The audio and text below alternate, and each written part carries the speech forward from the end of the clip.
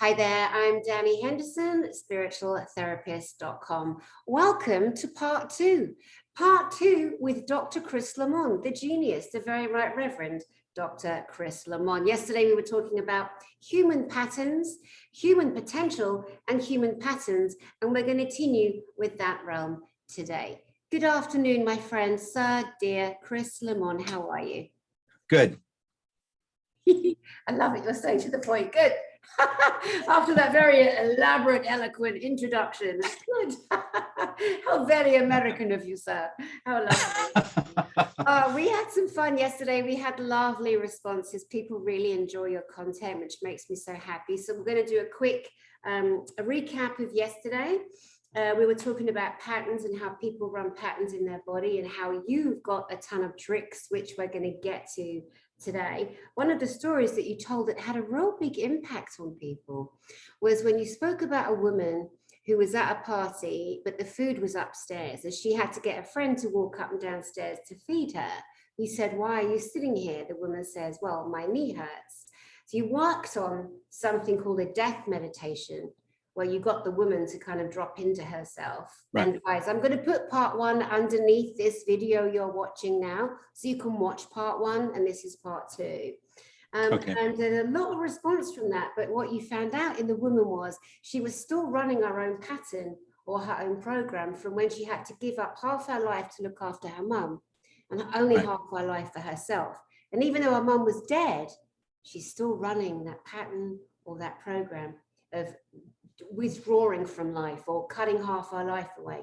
So that is such an amazing theme. Had some wonderful comments from people who've lost their mums or lost their dads and realized, oh my God, I'm still running that old pattern, that old program. Like, wow. So please, sir, continue from there. Yes. I was formally trained getting an education in the world of psychology.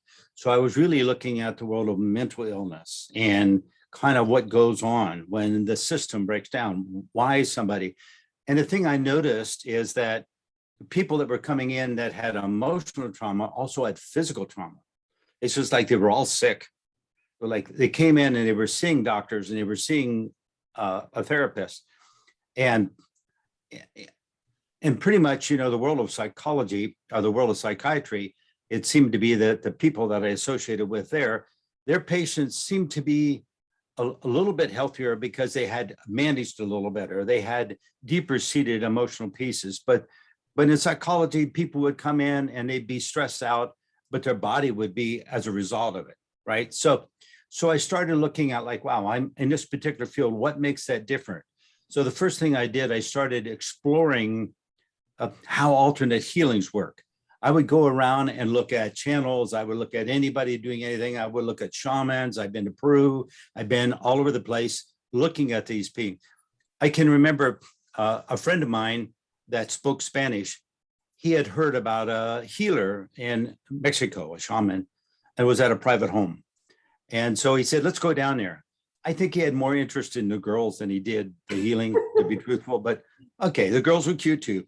Nonetheless, we drove on down there and we got to his place, and we were a little late because it kind of got lost, the directions, and it's not easy to find street signs in Mexico or a lot of other stuff. But anyway, we finally got there, and we got there and we got in a little bit late. The thing had already started.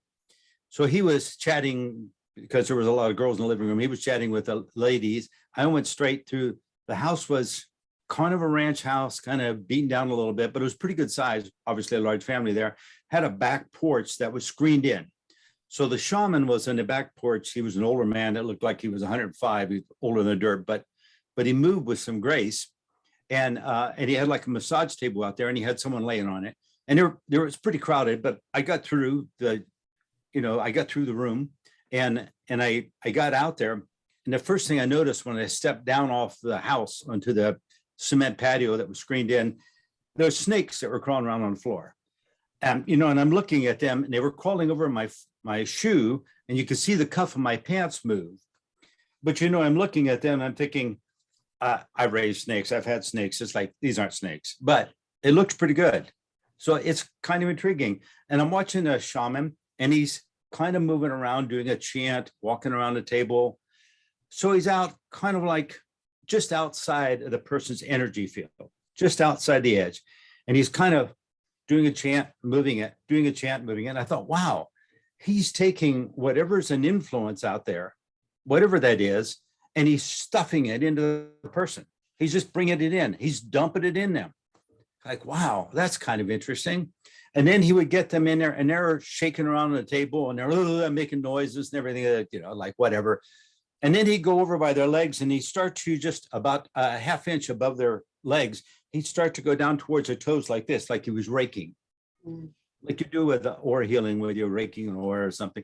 He would pull down like that. And then finally he would pull out snap with his hands and a snake would hit the floor. Oh.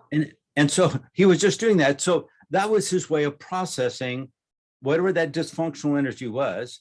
He could put it into something and then pull it out. And of course, now my young friend, he come in, took one look at the snakes and went right back to the girls. So he never did get to see too much, but I stayed there for the whole process. Now, the old guy didn't speak any English, so he was talking in Spanish the whole time and I lost my translator. So it's like, so I just kind of watch his process. And I was interested in how he stayed neutral and allowed it just to be the facilitator. So I got it. You cannot work something that's influencing you occasionally. If you got a fly bugging you, you got to get them to sit down where you can hit them.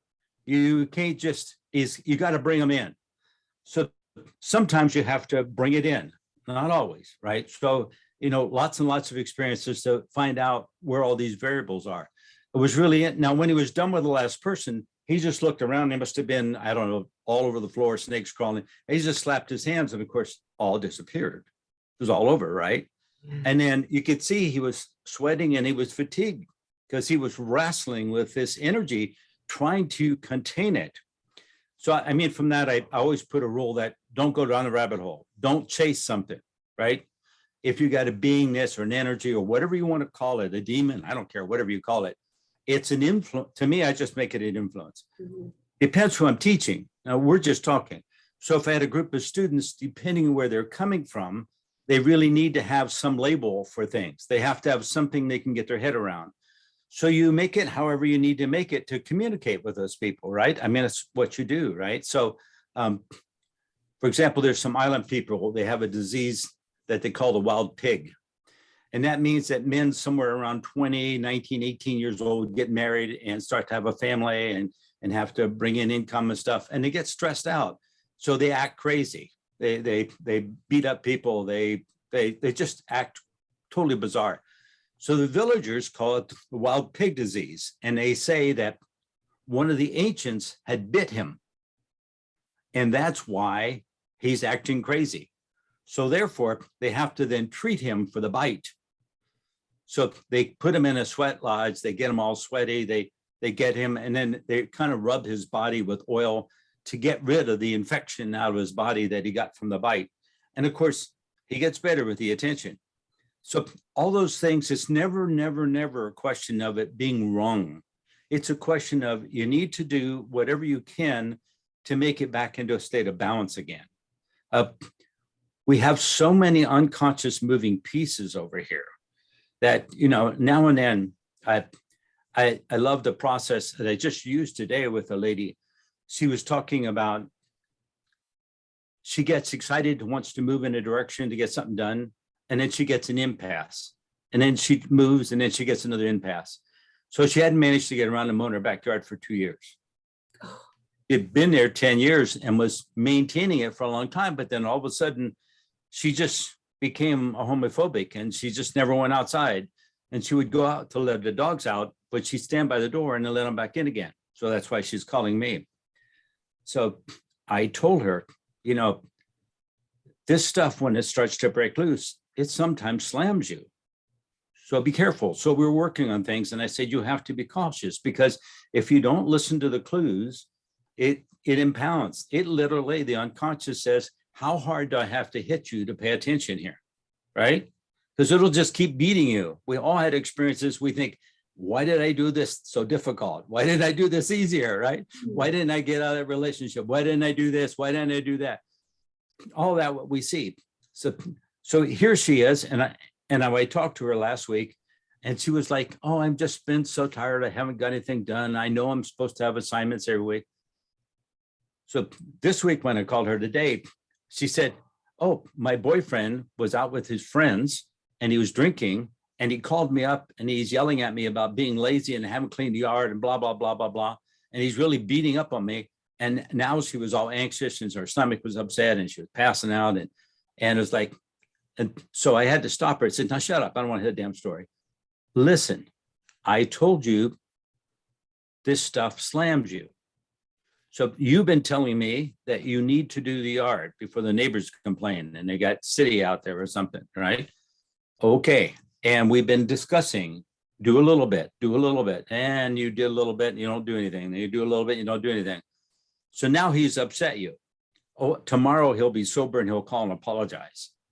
But do you understand? That's what sometimes has to happen. It just doesn't make a whole lot of sense. We see these things happen to us and we wonder why. So my gosh, he comes up and helped her, spent a whole day out there. The last 4 days she's been out there. She says she's got bruises all over her body, but she's got it all mowed down and it's got a couple of trees to trim. And that's kind of like in a week, she got it done. But we've been working on it for a couple of months. Did this affect her health? I think so. When she became homophobic, she gained 75 pounds. So that's pretty scary, right? Mm-hmm. So it's not a good thing for your health. So it's just a question of being able to reduce those influences and find them and see what drives you in a different direction. Whatever protocol you work is fine. Just stick with it. Prayer healing works. All that stuff works. Find something that feels comfortable and stick with it. Make it happen. You know, again, yesterday, guys, to the people watching this, I did say to you yesterday that this man here has been a friend and a mentor of mine since 2001, which is 21 years. It is, isn't it? I've known you that long. And do you know what? You look the same. That's crazy. You look the same. 21 years. And I said yesterday's broadcast, part one, that one of the reasons I believe you're on this planet is to rattle people's cages. And sometimes you just don't sugarcoat it, mate. You go along and then like you went, oh, shut up. I don't want to hear your story. Now, even though people might be all like, butthurt, you know, sometimes we need a little bit of a, come on, let's take some responsibility here. Don't go into martyrdom. Don't go into victimhood. Don't go into narcissism. And I've been talking about these three aspects for quite some time now. But like, you know, sometimes you just got to have a little bit of a jolt, like, come on. Because Chris, as you and I both know, and lots of people out there watching, we get so lost in the story. I'm doing this because of this, and this happened, and this happened, and there's always a friggin' story to be the buffer of everything, right? And what we're looking at in terms of understanding patterns, reaching human potential, breaking down patterns, recognizing we're still running patterns that were installed in us that aren't even ours. They've come from parents and ancestors. So how else would you recommend some ways, some tricks, some shortcuts, some hacks for people to recognize where something may be blocking them and move through it? Yeah, I think what happens is we have something that's dysfunctional in us and it's kind of growing because we ignore it. We don't want to do anything about it, so we ignore it. We really need to come to someone, like they come to you, they talk to you, and you point things out to them. I think that someone that's got a nice sense of balance will always feel, right? Come on, if you're a skater, surfboarder, anything along those, balance is really important. And I've had people that, I had a young man one time tell me that he had a surfboard meet. He was a surfboarder in Southern California, and he had a meet coming up, and his girlfriend had broke up with him, and he just couldn't find his balance. He actually just flopped completely in the meet because he just couldn't make it happen over something like that, because it just caused some imbalance. So we sit down and we talked a little bit, and it was kind of that argument. Oh, he was all busy trying to say that she wasn't really good or whatever his story was. Like you said, he got lost in the story. He wouldn't listen. And so the next thing I know, it's about 6 months later, I get another call from him, and now he's sick. He doesn't understand why. He's been to doctors, his legs are cramping up, his neck is stiff, he can't sleep at nighttime. And it's just the same thing. He just allowed that festering to continue because he wouldn't just let go of the fact that he wanted to be, it was all her fault that she left. It was all this, it was all that, it was all story things, right? Story is useful because it puts us in the picture, but it also can taint the whole thing. So as soon as he was willing to let go of the story, I made him take a picture of her and apologize every day to the picture. And every morning he got up, he had to apologize to her for beating her up over the relationship's over. Just because he missed whatever she saw, that's not her fault. So he apologized to her, and finally he started getting better. And next thing you know, within a year, he was back surfing. Up until that time, he thought he got some infection surfing. He thought this happened. He thought that happened. He went to see doctors. All it was just that emotional trauma that he just couldn't process. And then he deceived himself. And that this thing requires movement and balance. It requires that. And when you deceive that, you narrow the range down, you narrow this down, you become defensive, and there's no movement. And then next thing you know, a couple of years pass by and you wonder why, you wonder what's going on. And then it's really hard to get out of it. And when you do start to break out of it, you're breaking through a really thick shell. There's a lot of energy sitting outside defending you. The defense system is powerful, right?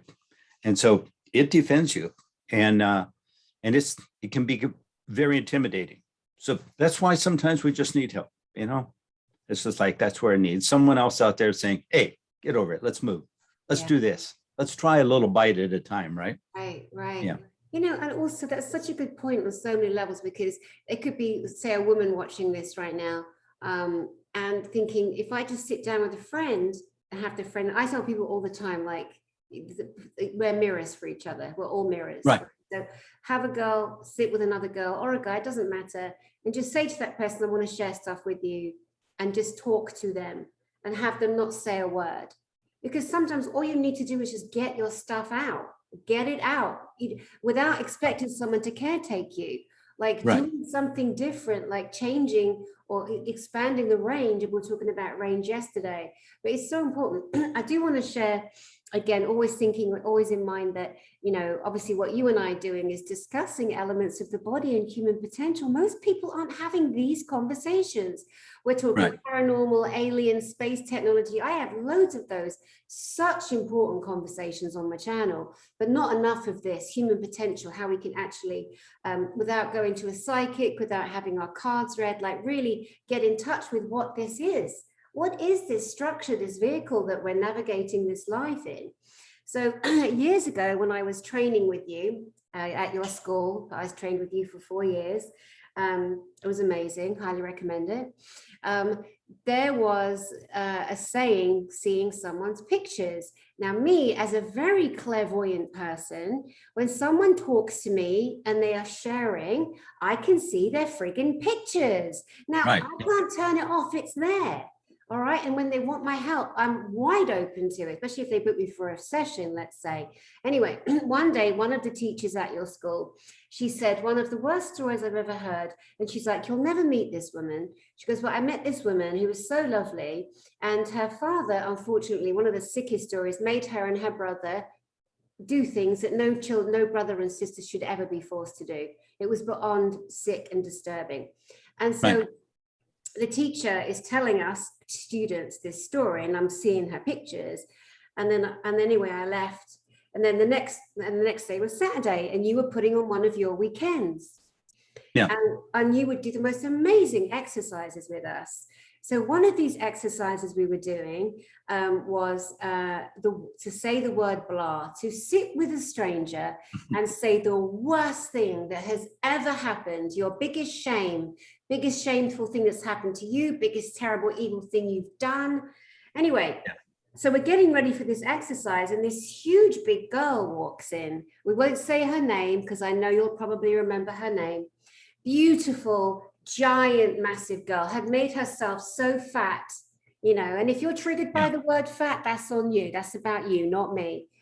So a huge girl who had made herself very fat, very overweight to protect her body. Some holding. That's from holding.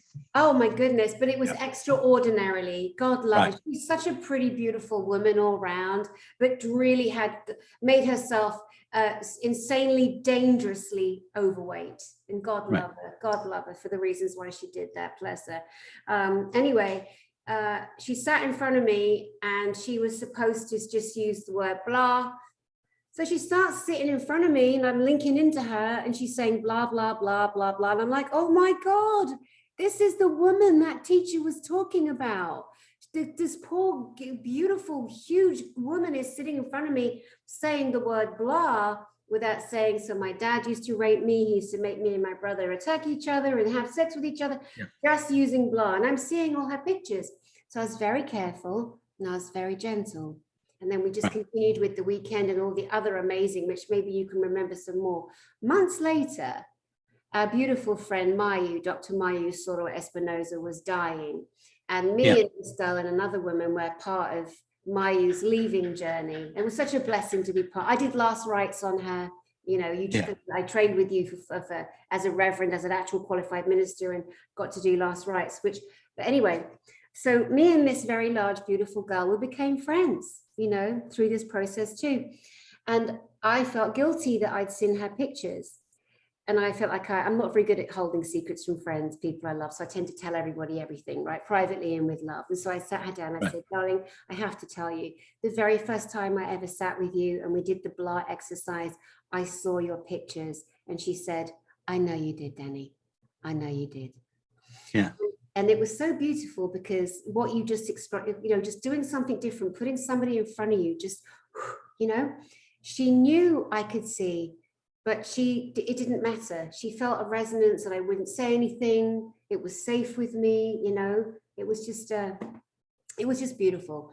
So people who have stuck trauma, things that have happened, terrible things that have happened, that is such a great exercise, Chris, that you taught us to remove, to get the energy moving out of the body.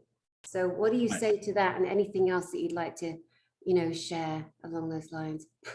Well, pretty much when you have a group of people, we had, roughly speaking, about 200 people coming in and out at different times because we had classes 6 nights a week. Some classes had 14, 15, some people had 50 or 60, plus we would get on a Sunday, maybe 80 and 90 people. I had 97 chairs and a couple of times we had people standing on it. So there were a lot of bodies moving through there. And there's a certain amount of friction that occurs just between people that are in seminars. I've had people get mad at people and stomp off from seminars, throw water at them, do all kinds of things. So those are always, so you always have to be able to have some way where people can work their tension out with everyone else. So you try to make them all one-on-one. You try to make them be respectful and honor the fact that they're totally different. And you get to see, I think that we all see the pictures. For some of us, we don't associate pictures with that experience. We just have an emotional feeling, negative feeling, maybe like, oh, or it feels scary.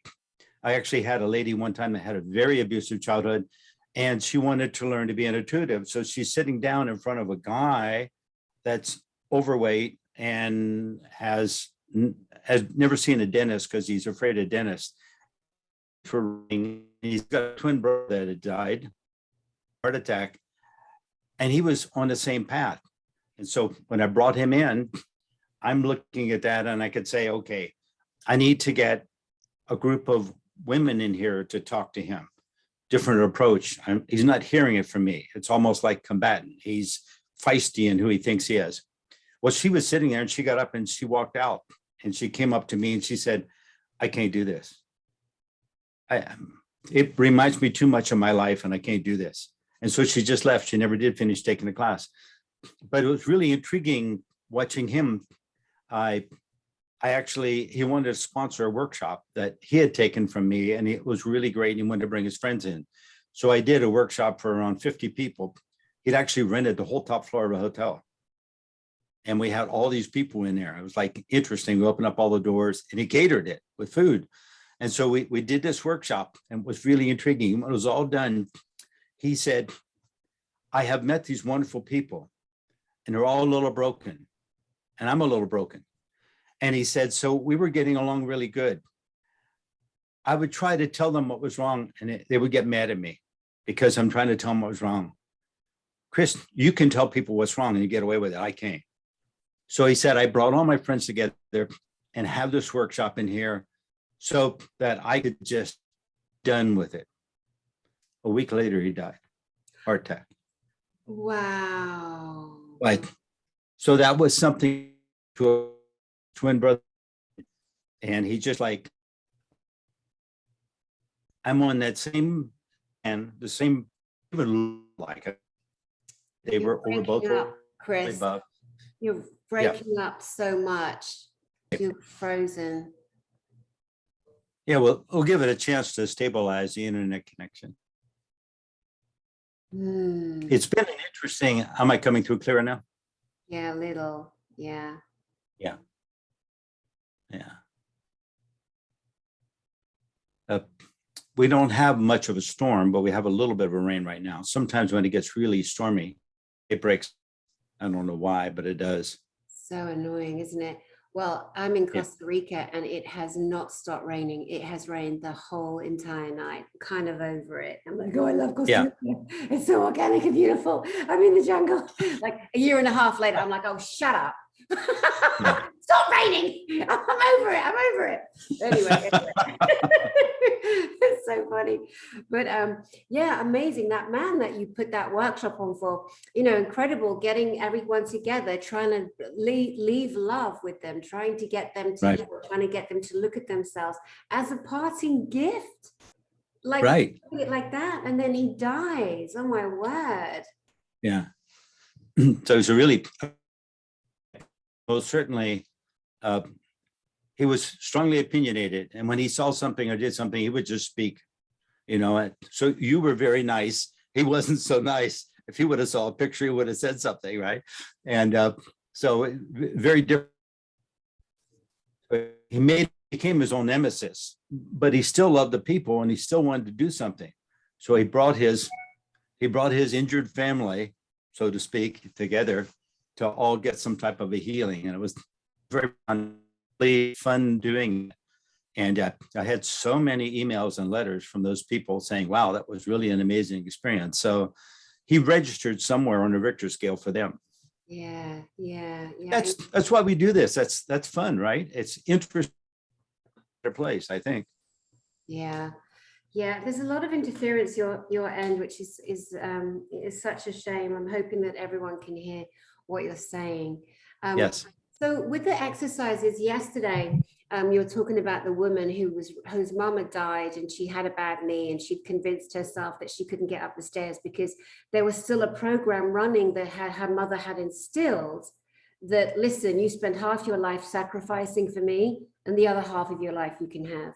And even one of my good friends put a message under your broadcast yesterday and said, oh my goodness, her mum died last year and she was an only child and she always felt the weight of being an only child. Right. And there was another woman whose mum just died recently.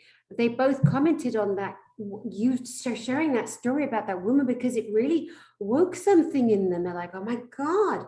So could we explain a little bit more to people how they can recognize a pattern, a program? And they might think it's now, they might think it's the person that they're with, but actually it's time to go down the timeline and figure out, when did that start for you? Can you give any more examples of that? You actually things, and that's why I'm a big proponent of movement. I think most certainly that the people that can get some exercise, they go hiking. I get up in the mountains and I meet people 80, 90 years old and they're up there hiking and they're in really good shape and they're cheerful when you meet them.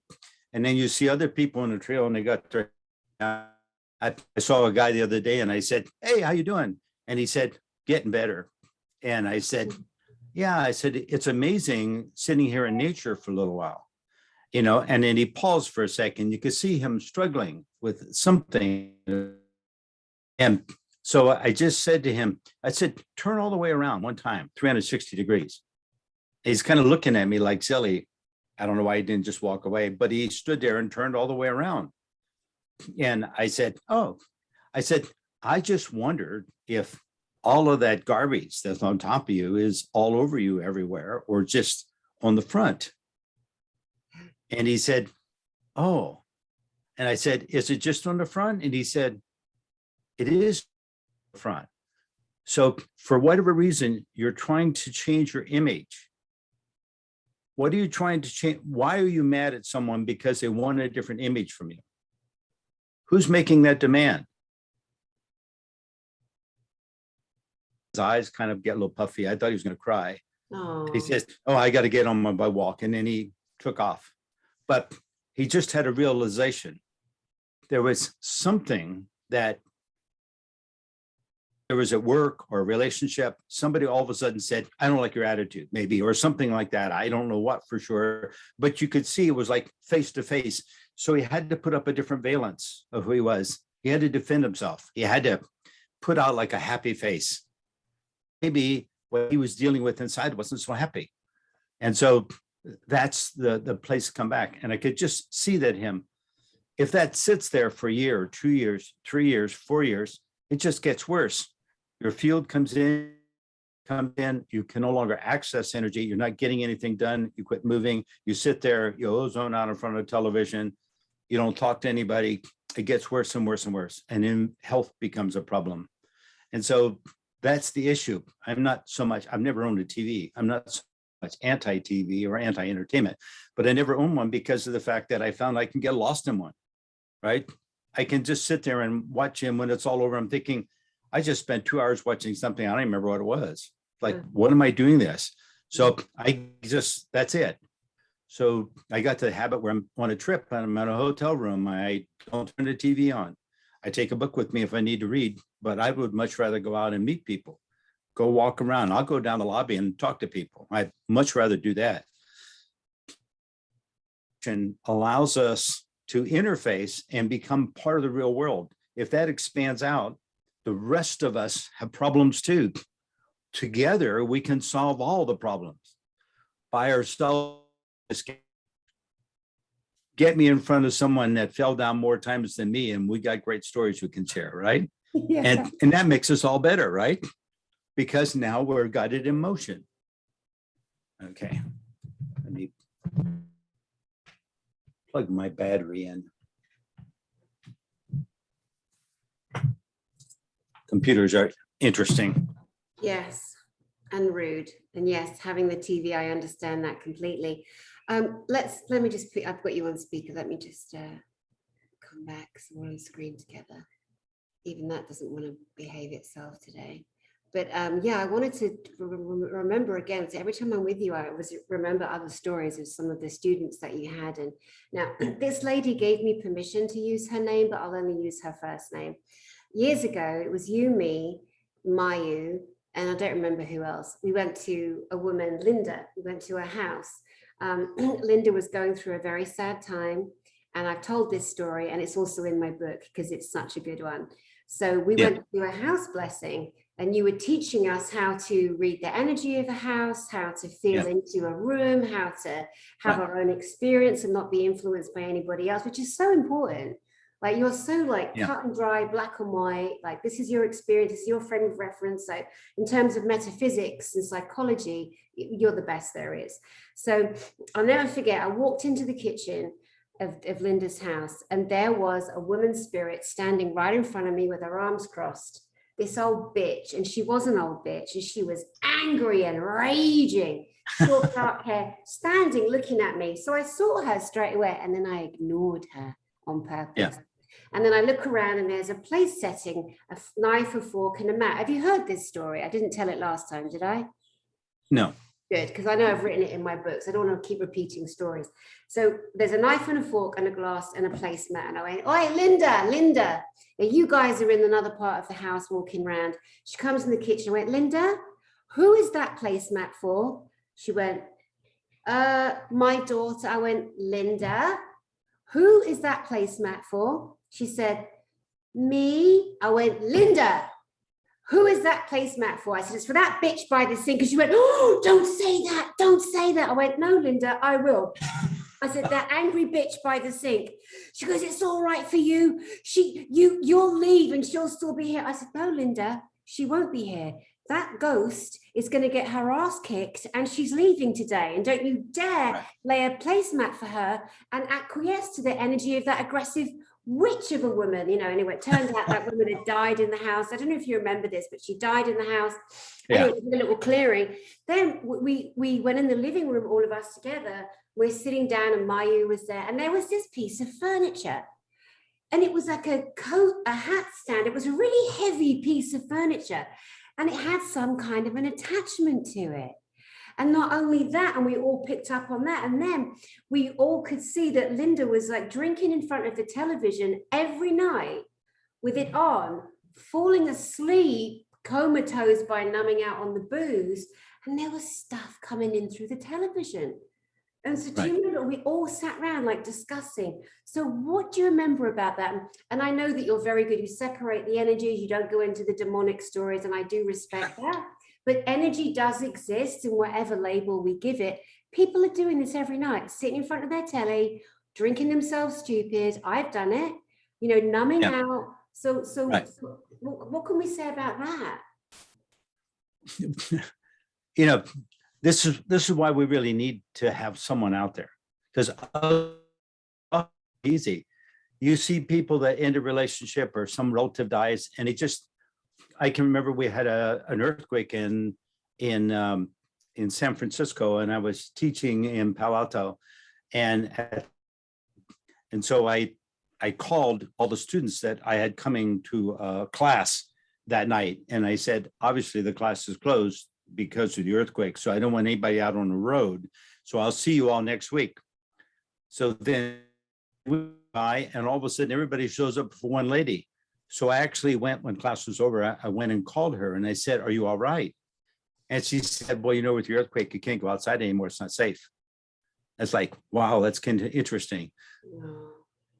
Just kind of go some time. I just give her some time. And I was kind of really busy then. And one thing led to another. And then there was a very dear lady like you that came to me about a year later and said, I'm really worried about Nancy.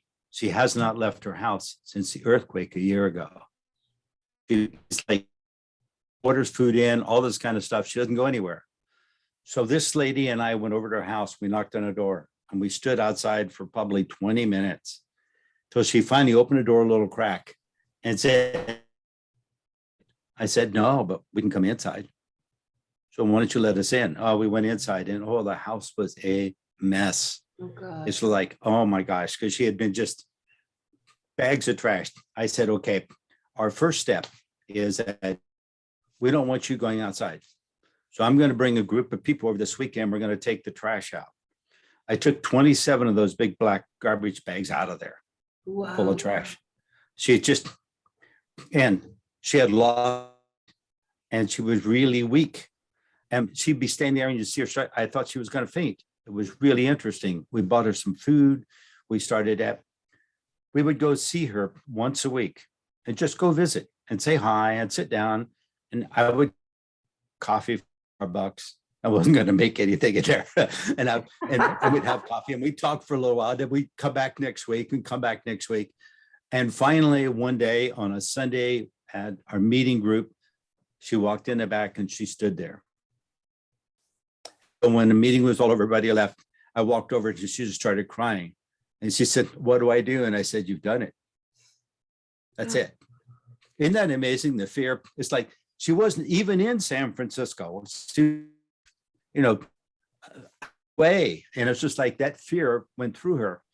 Now, I'm sure there's a bigger backstory. Well, if you get into it, probably from childhood, but that doesn't really much matter.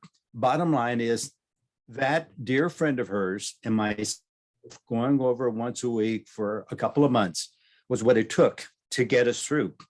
We didn't ask her if she wanted a healing. We didn't want to do anything to scare her off. We just wanted to sit there and have a cup of coffee and chat with her for a little bit and do what's so made a really, really big difference. Sometimes it's just that simple. And then sometimes it's really kind of amazing.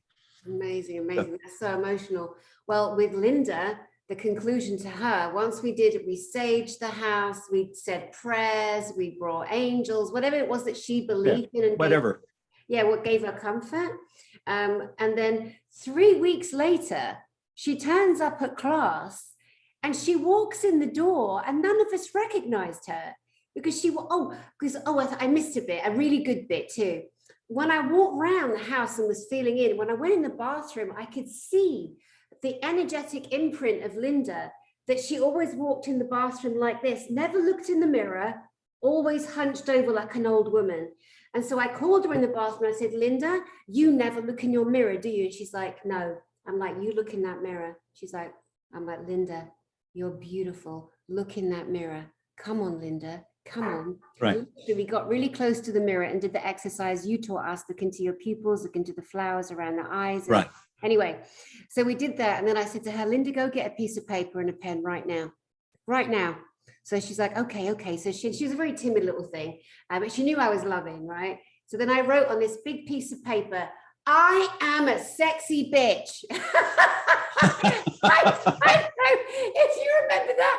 And then we stuck it on her mirror. And I said, Linda, when you come in your bathroom, you look up at that and you say, I am a sexy bitch, And again, because she also had an aversion to the word bitch. Some people do the word sexy. So we helped her on so many layers and levels. She'd been sexually abused. She'd been abused as an adult. There was so many things that had happened to this lovely woman who was drinking herself to death and letting herself get taken over by dark energy.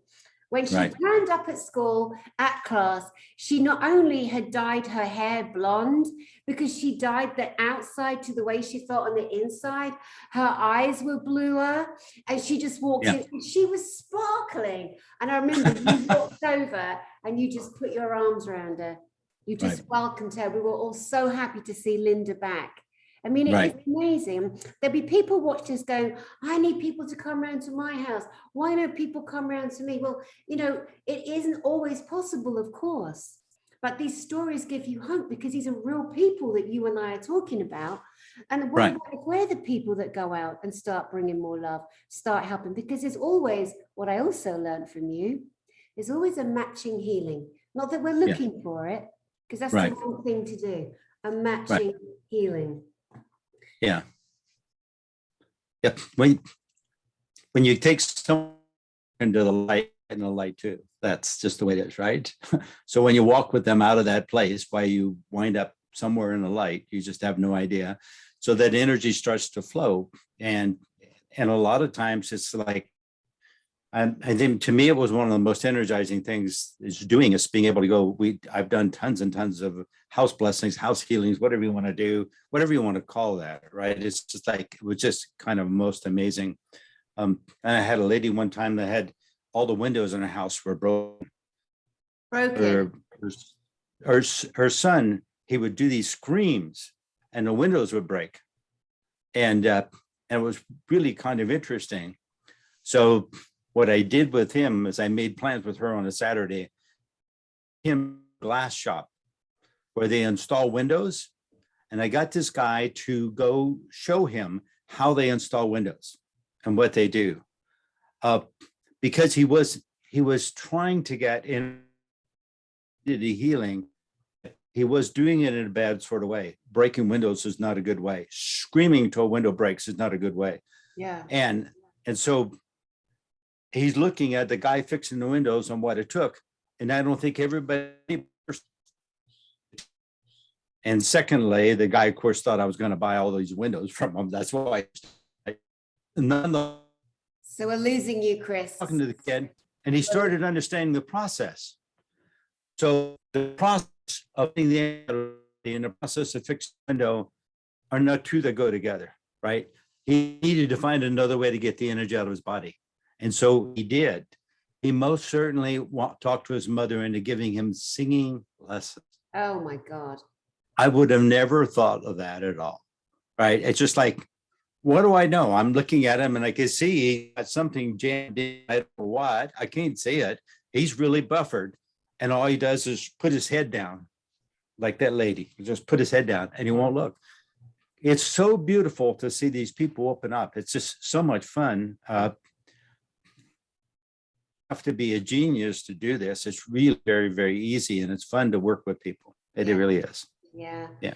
And some people think I need psychology, I need a gym, I need this. There's always I need, because society has programmed us and patternized us into we need this and we need that, we need this, we need that. We missed half that story because you were frozen. I'm really hoping it comes out. I think it's going to come out how it looks in the record here. But so you were saying that this kid was like screaming and literally breaking windows with his voice. With his voice, he's breaking windows. And Yes. you thought you were going to replace them all, job done, but you were letting him see the hard work that goes into, and then eventually he comes into the need of, no, mom, can I Right. do lessons? And that's He started to see a different relationship to it. I move my mic over a little bit. Maybe if I speak directly into the mic while we get it, maybe a little better. Hope so. I don't know. So we talked about the death meditation Yes. yesterday. Could you go a little bit more into that? Because it's very, very pivotal. And guys, if Dr. Chris breaks up, I will repeat everything he says. Okay, just so Okay. So bear with us. We're doing our best, guys. So This has been a challenging day for us to get the technology to work, right? we had to go on. We tried 3 times to get the video feed to go. So it does make sense that something's sitting in a way, who knows what. I haven't quite figured out where from yet, but it's something. But once again, I use words that, are not real friendly, because the fact that I don't want it to be sugar coated, right? So one thing is that you should feel like you're void of everything. You actually separate from everything. And sometimes because you're carrying a load around, and like you're looking at a burden and looking at a burden, and then all of a sudden you let that go, you let the burden go, and then you find that there was no reason for you to carry it. It's just easy once you set it down, right? If you're carrying 50 pounds of stuff, and all of a sudden it's if you have to run, a dog's chasing you, you're going to drop the 50 pounds of stuff and run, right? So why people don't understand that, you have to. So the idea of you're infringing on what's called death, you're infringing on what calls like everything's going to go blank and black, everything's going to lose. And so that's a way to look at that. And as it all starts to move away from you and you feel that isolation from it, you're now faced with whatever you're holding. And at that time, you're not wrestling with something, you let go, it falls away too. And that was the whole idea. It's amazing how quiet things can get. And I did that with a group of, we every year we go to the Indian reservation. And so I do a lot of counseling on the Indian reservation. So at this time, they all know me. So they're really worried about more of their family relationships. They have drinking problems, their dogs, so on and so forth. So it is really kind of fun. We'll go there for 2 or 3 weeks and I'll see 8, 9 people a day. And so they'll just come to my hotel room and I can hear them while I'm inside reading someone, they're outside dancing or chanting, right? And so it's kind of a fun maneuver, and it's always kind of fun. So we chat with them, and it's pretty much like, this is one, I had a total different word for it then, something more compatible with their culture and their language, right? But that's one of the meditations I used to use. So I used to call it, I used to call it the cigar Indian cure rather than death. So I said, have you ever heard of a cigar Indian? They used to make out of wood Indians holding cigars in front of a store that sold cigarettes as kind of an advertisement. It was, I'm sure, some brand of cigars, right? And they look at me, and but you look it up, you find pictures of them. So I said, I want you to be a cigar Indian. I want you to hold your hand out in front of you like this and sit there and just be a statue. And just let everything go. You just ignore everything and let it all go and just be a statue. And I want you to see nothing but your cigars. Yeah. And so they're sitting there with their hand up like this, looking at their cigars. And everything got quiet around them because they're playing a role, right? And as they did that, then all that, so then they get back and all of a sudden their dogs are nicer to them, their wife's nicer to them, their kids are nicer to them, because they came out of that shell, that defensive piece that they were playing in, right? And that's just the game. Sometimes it's real easy, sometimes it's not, you know. You'll really notice it with people who are possessed. When you get that beingness out of them. The walls shake and pop. It's like, whoa, wow, it's kind of amazing. Yeah. Even the original score, The Exorcist, talked about the walls and stuff popping and breaking, and that pretty much what happens. So literally that when that tension releases, it affects everything around you, like physically, and you can register that. It's pretty amazing. It is amazing. It is amazing.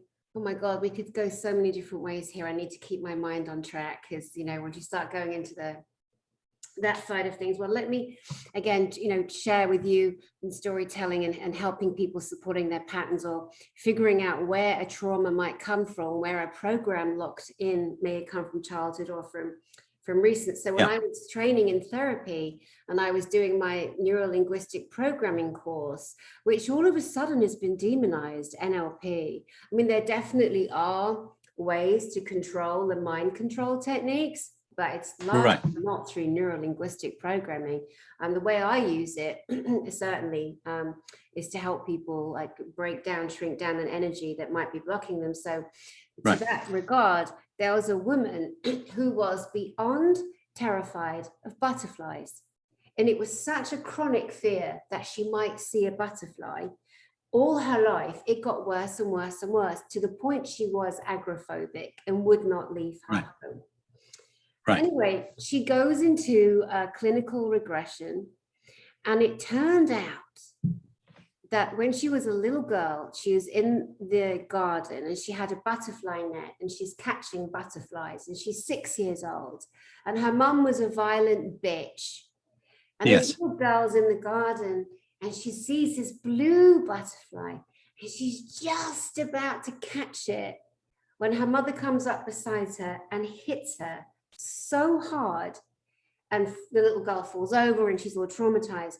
But what happened was the mother violently, physically attacked her from behind, startled her complete nervous system, and the brain in turn took a picture of the last thing, which was the butterfly. And that's where it came from. The woman was now in her 50s. All these years of trauma stuck in the body, never being able to trace where that came from. And then the other woman, there's a bug flying around, go away. The other woman, story I have very similar, was, again, this is different timelines. There was a nurse and she worked in the emergency room. She'd seen deaths. She'd been part of deaths. She was unplugging, you know, people's generators because they died. But anyway, so one day she's getting on the motorway or the freeway in her car, and all of a sudden she can't drive anymore. She can't drive. She just can't drive. She's frozen in place and has to call someone to have her come. And she can't get in the car. She just cannot get in the car. She can't do it. She's driven that way 1,000 times. She can't do it. So she goes into a neuro-linguistic or clinical regression.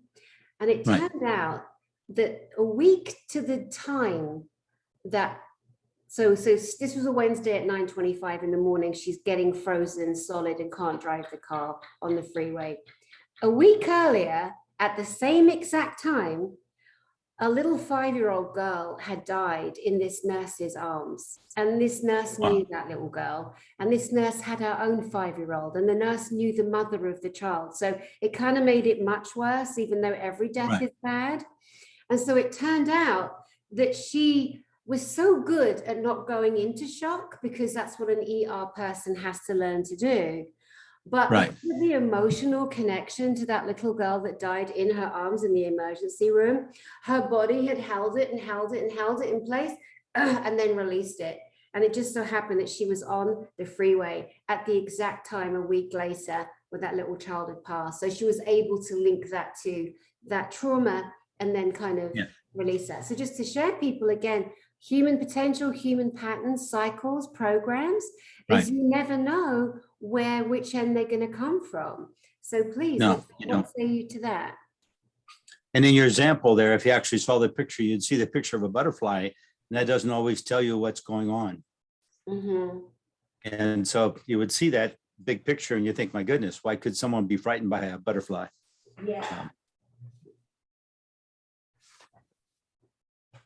I'm plugging in too. Okay. Plugged in too. Oh my It's crazy. It's because of all the kerfuffle of trying to get on and us getting blocked off Zoom and unplugging and plugging in and rebooting and sticking my fingers up at the Yeah. people. Okay. Yeah. Yes, like I don't know what energy's out there today, but something most certainly, yeah.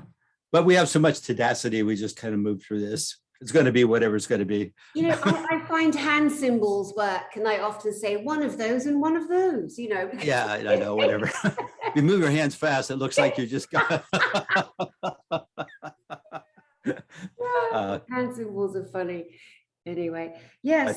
But yeah, the death meditation, we were kind of dancing around that, trying to give people ideas and things to look at and ways, tips, tricks and hacks for them to get through, you know, taking short. And a lot of people don't understand. I mean, you and I are talking, but I know, like, my wife and I are going, and we're going to get a light, and then I get another red light, and I get a third red light. She'll just say, okay, pull in over there, that star, you got 3 red lights in a row, and that'll never happen. You don't have that relationship to life. Sometimes it's just that simple. I pull in, sit down, have a cup of coffee, relax a little bit, and realize I'm chewing on something in my head.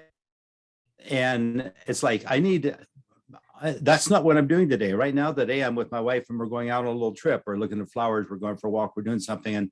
And here I can't get, taking that break is nice. And that's where we'll notice it. You and I will notice it. We notice it with people really quick. Those really small things, everybody can notice is when you start to turn people on to paying attention to the energy flow, to what you feel in your body, you start to notice this. Why isn't life working better for you right now? What's going on? What are you holding on to? You need to take a break. Maybe you just need to turn around a couple of times. You really need to get a view. Take a breather. That's sometimes just that simple.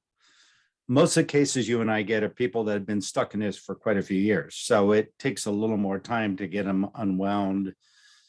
But the average person is just having a bad day. That simply means they're stuck on something. They've got some demand, something pressure on them. So one of these days we can do a talk and we could talk a little bit about demands and requests and the nature of what that means differently. Mm-hmm. And that's a huge impact upon us, right? So one is actually an insult. And so when you start to see all those things, it's like automatic protective device. Your brain's function is to protect you. It designs systems to protect you. This whole machine is meant to keep you alive, and it does a really good job. Don't try to take it apart. Don't try to overmanage it. Right? Just learn to listen to it and learn to play with it. Learn to respect it. It can do a really good job. When it's not working, then you need some help because you've got something that's keeping it from doing its job. It's not moving. It's not doing something, you know. And so that's exactly what, right? I used to always like it when I bump my head. I go, okay, there's a communication here. I really need to go shut up and sit down and stare a minute and think, come on, I'm not that, I can duck my head. I know I don't have any hair, so I lose out on the warnings, but nonetheless, I usually can manage to not get smacked in the head. So I got to sit down and kind of look at that for a second and say, wow, that's kind of intriguing. I'm making a bad judgment. So what's clouding? Why can't I just move my head to miss something, a branch? Why do I bang into a branch? What's going on? I'd be okay if I backed into it. But when I'm going forward and it's just like, come on, there's something going on. Those are really good messages. When you bump yourself into, you know, a very strong message to you. And it tells you a clue that you're holding on to something. That's something going astray. You know, that's really interesting because you will remember my ex-husband many years ago when I was married, and he's bald, completely bald. And I never knew a man in my life that bumped his bloody head more.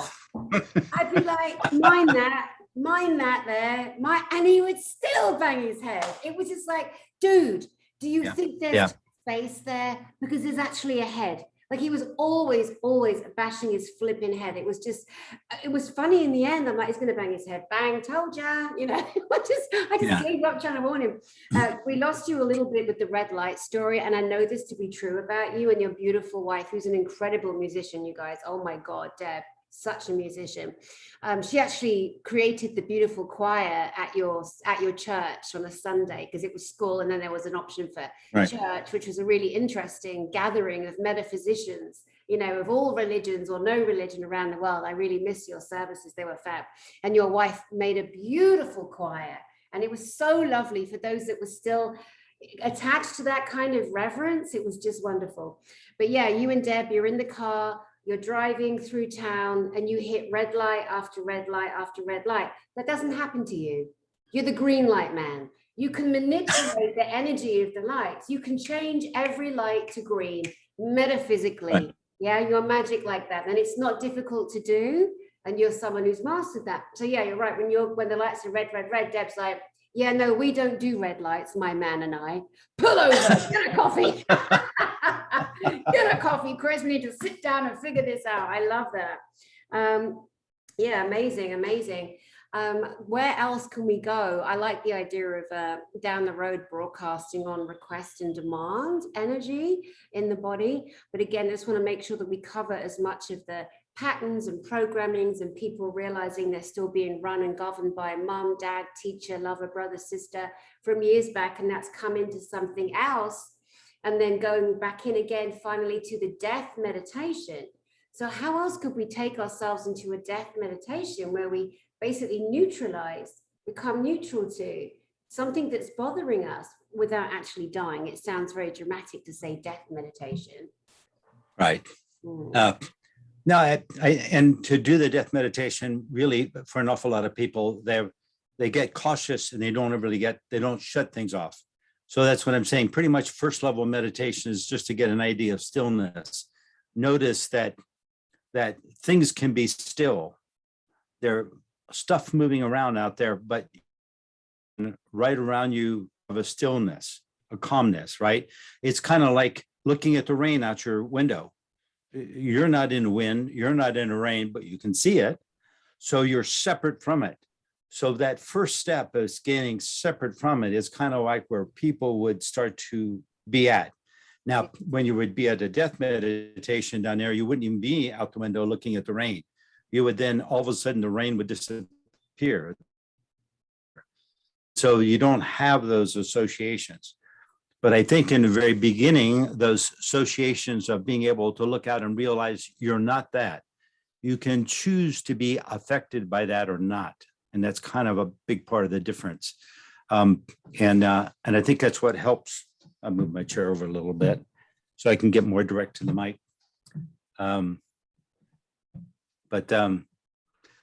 Yeah, I've actually done four Zooms this week. And so I didn't have any problem at all. So it was really kind of interesting. It's our day. I think it's our day for technology crisis. I have no idea what's happening in the world. I don't think we can be totally disassociated from everything that goes on in the world because we're all part of it, right? So it all affects us on some level. And I can remember I was in Pattaya in Thailand, and I'd gone down because they did a deal where they gave you a free hotel room and meals if you went down there as a diver, and I'm a diver. And we went down to clean up the oceans.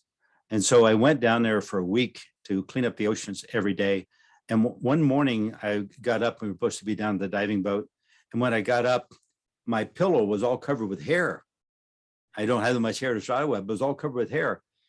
And I think, oh my gosh, what is this? And I got up and I was all disorientated. And I decided I'd go in the bathroom, and I got in the bathroom. I knocked the glass over on the sink in the hotel room, which broke on the floor. I turned around and hit the toilet seat with my knee and broke that. And so I just went to the phone and picked it up and said, I'm not diving today. It's dangerous. And I hung it up. And I couldn't go back to sleep. I was restless. I couldn't do anything. It's like, what is the matter with me? And the lobby, and there was an American newspaper there, and I picked it up. and Chernobyl just happened. And the Chernobyl. picture on the cover of Chernobyl just happened, and the picture on the cover was Herman, and the underscore said, he's sitting there waiting to die. And out of nowhere, that affected me. I am all the way down in Thailand. It's like, and I'm thinking, wow. Now, of course, as soon as I read that, I thought, okay, now I can see what's got me. You know, I didn't know anybody in Russia. And so I just went and had breakfast. I came back from diving. I was feeling fine. I had to repair the glass in the toilets, but Wow. it's interesting how something so remote can affect you so profoundly. Now, they had a really bad day out there. The weather was choppy. Everything went wrong for them. I'm glad I wasn't with them. I'm glad I canceled. How much did everybody on the planet, right? So Radcliffe, I think, is a psychologist with an organization. I won't give out any names for organizations, promote anything, but he knows the amount of hits the day before on he's just on the web. If you have any, my sound's breaking up. Yeah. So I got Radcliffe, something about hits on the day before. Go Right. back. So he has a website, and people can go on there if they have some type of phenomena, some weird thing that happened, they could go list it on his website. The day before 9/11, the busiest day for phenomena that he's ever had on his website. Mm-hmm. It's amazing. So all this stuff affects us all. Mm-hmm. That's why it's really important to relate. So we get affected by craziest stuff. Definitely. An interesting story you shared there, just to go over, because you did break up through it, but you were on a dive, you were diving, helping clean the ocean, you wake up, you're completely disorientated, your hair's falling out, that's a shock. You break a glass in the bathroom, you break the toilet seat with your knee, you're like, man, I am out of whack here. You cancel going diving because you're just not in your body. And then you see that there's a headline to the Chernobyl global incident, which you hadn't seen until that point. So what you're saying, I believe, is on some level, conscious, unconscious, you felt that massive global impact. Even the divers were affected. So that's massive. So we can be at the effect of, which is another one of your phrases, at the effect of, right? Right. Without knowingly knowing. Yes, absolutely.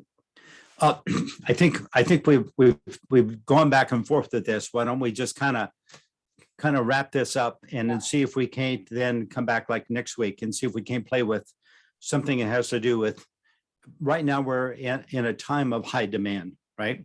I mean, there's a lot of demand in the world. So I think right now it's a stressor. And so just being able to just not get into any stories, but just start to recognize that maybe we can get out of some of the demand by being able to convert that around and be able to do something to heal us all, right? And make it a better place to live, right? Kind of stuck on Earth, not ready to go to Mars. Right. Fantastic. Eli, Musk can take that ride. I don't want to do that.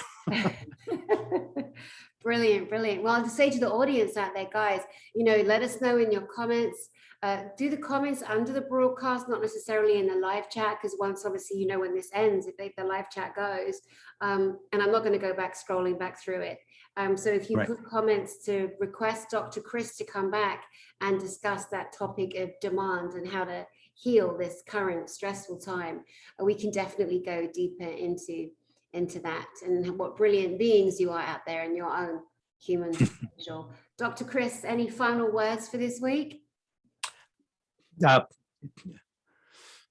Take a breath and move. Just move. Go for a walk, do something, enjoy something, look at the flowers. Take yourself a break. Honor yourself in some way, shape, or form. That's the greatest thing you can do, I think. So that's my words of wisdom for today. Brilliant, sir. Thank you so much. So love you, honor you for being here, and so grateful for you giving us your time 2 days in a row for this part 2. Yeah, Chris. no problem. It's been fun. Oh, good. Yeah, for me too. Very much so. I do love to share my friends with everybody. I do. I think half of my channel is actually my actual real life friends. It's amazing how I've drawn such incredible people into my world. And now Oh, yeah. I can't play on my channel. It's brilliant. We can help Right. so many people. It's just, yeah, it's just wonderful. Wonderful. Yes. Brilliant. Yes. All right. So guys, see you out there watching. Send you my love and I'll see you soon with Dr. Chris. See you soon. Right.